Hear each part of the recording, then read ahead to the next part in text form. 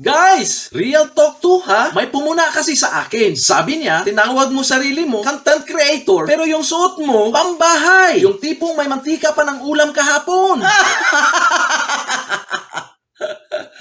Like, serious question. Creator ka ba o naghintay ka lang talaga ng delivery? Kasi ako kanina, sabi ko, mag-shoot ako today. Very aesthetic, very professional. Pero, pagtingin ko sa sarili ko, bro, parang ex mo, nagchat-chat ng miss kita, pero naka-online lang talaga sa boredom.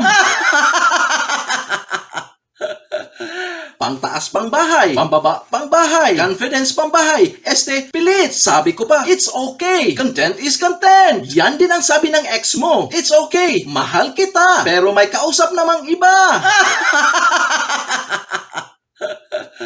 Tapos, magtatanong ka sa sarili mo, bakit walang nanonood? Bro, kasi mukha kang nag-vlog habang naghihintay maluto yung sinigang. Minsan, napapastop ako, titingin sa camera, at mapapaisip, ganito nga ba talaga ako dapat? Para kasing relationship ng ex mo. May effort daw, pero walang ayos.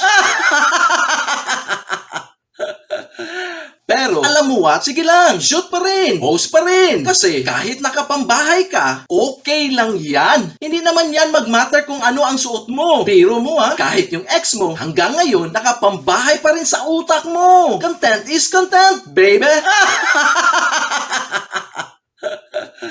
Follow for more!